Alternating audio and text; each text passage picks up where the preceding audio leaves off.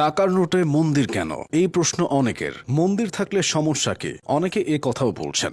২০ টাকার নোটে দিনাজপুরের কান্তজিউ মন্দির থাকা নিয়ে দুইটি পক্ষ দেখা যাচ্ছে। তারা তাদের মতো যুক্তি দিচ্ছেন। কাদের যুক্তি কেমন সবকিছু জেনে নিন। যারা মন্দির রাখার বিপক্ষে তাদের প্রথম যুক্তি হলো বাংলাদেশে হিন্দুদের সংখ্যা মাত্র ৭%। তাহলে মন্দিরের ছবি কেন? আসলে বাংলাদেশের সংবিধানে বড় ধর্ম বা ছোট ধর্ম বলে কিছু নেই। মানে সংখ্যাগুরু ও সংখ্যালঘুদের জন্য আলাদা নিয়ম নেই। ২০২৪ সালের ১২ অক্টোবর ডক্টর ইউনূস ঢাকেশ্বরী মন্দিরে গিয়ে বলেছিলেন, এদেশের প্রতিটি মানুষ ধর্মের ঊর্ধ্বে একজন মানুষ হিসেবে নিজেদের সমতা এবং অধিকার পাবে। তাই সংখ্যালঘু বলে নিজেদের আলাদা করার কোনো প্রয়োজন বাংলাদেশে নেই। এদেশ আমাদের সবার। মন্দির রাখার বিপক্ষে দ্বিতীয় যুক্তি হলো অনেকে পকেটে টাকা নিয়ে মসজিদে নামাজ পড়তে যায়। মসজিদ ও মন্দির ব্যাপারটা তখন পরস্পরের সঙ্গে সাংঘর্ষিক হয়ে যায়। অথচ ২০১১ সাল থেকে ধাপে ধাপে অনেকগুলো ব্যাংক নোটে বঙ্গবন্ধু শেখ মুজিবুর রহমানের ছবি যোগ করা হয়েছে। মানুষ বা কোনো প্রতিকৃতির ছবি সঙ্গে থাকলে নামাজ হয় না, কিন্তু তখন কোনো জোরালো অভিযোগ আসেনি। তাছাড়া নোট থাকে পকেট বা মানিব্যাগের ভেতর,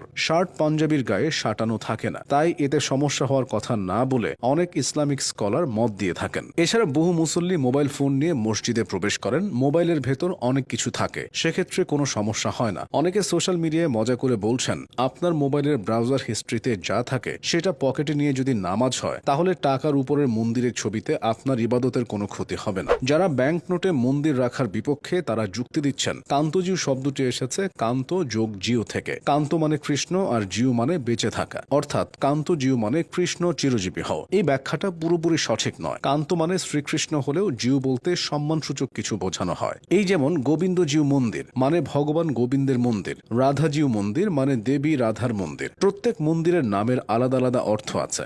এসবের ব্যাখ্যা ভুলভাবে করে বিদ্বেষ ছড়ানো যায়। এই যেমন ঢাকেশ্বরী মন্দির অর্থ ঢাকার ঈশ্বরী। টাকার নোটে যদি ঢাকেশ্বরী মন্দিরের ছবি থাকতো তাহলে অনেকে হয়তো এর ভুলভাল ব্যাখ্যা নিয়ে হাজির হতো। কান্তজিউ মন্দির শুধু দিনাজপুর না, এটা গোটা বাংলার অনন্য নিদর্শন। আগে টাকার নোটে বাগেরহাটের ৬০ গম্বুজ মসজিদের ছবি ছিল। অনেকে মনে করছেন মসজিদ সরিয়ে মন্দির আনা হয়েছে, অথচ এমন কথা সরকারের তরফ থেকে বলা হয়নি। বাংলাদেশ ব্যাংকের গভর্নর আহসান এইচ মনসুর বলেছেন, টাকায় ঐতিহাসিকভাবে বাংলাদেশের জন্য গুরুত্বপূর্ণ স্থাপনাগুলো থাকবে, সেটা মসজিদই হোক, মন্দিরই হোক বা অন্য কিছু, সেখানে আমরা কোনো পার্থক্য করছি না। তবে একথা সত্য যে যেসব দেশের টাকায় ধর্মীয় স্থাপনার ছবি আছে সেসব দেশের প্রধান ধর্মের স্থাপনার ছবি আছে।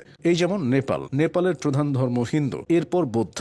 নেপালের টাকায় আছে হিন্দু ও বৌদ্ধ মন্দিরের ছবি, যেমন পশুপতিনাথ মন্দির। ফেরা যাক বাংলাদেশে। এই কারখানায় বাংলাদেশের সমস্ত টাকা ছাপানো হয়। পুলিশের প্রায় ৮০ জন সদস্য গাজীপুরে অবস্থিত এই কারখানার বাইরের নিরাপত্তা নিশ্চিত করে থাকে। কারখানার প্রত্যেক কর্মীকে কঠোর নিয়মের মধ্য দিয়ে যেতে হয়। দেহ তল্লাশি থেকে শুরু করে প্রচুর কড়াকড়ি রয়েছে। অধিকাংশ কর্মচারী কর্মকর্তাকে পুরো দিনটি পরিবারের সদস্যদের সঙ্গে যোগাযোগ বিচ্ছিন্ন হয়ে থাকতে হয়, কারণ টাকা উৎপাদন এলাকায় মোবাইল ফোন নেওয়া নিষিদ্ধ। টাকা ছাপানোর এই প্রতিষ্ঠানের নাম টাকশাল। টাকশালের প্রায় ১,০০০ কর্মচারীর পরিশ্রমে কচকচে নতুন টাকা তৈরি হয়। টাকা নিয়ে বাংলাদেশে বহু পরীক্ষা নিরীক্ষা হয়েছে। টাকার সৌন্দর্য নয়, টাকার মান বাড়লেই সেটা মঙ্গলজনক হবে।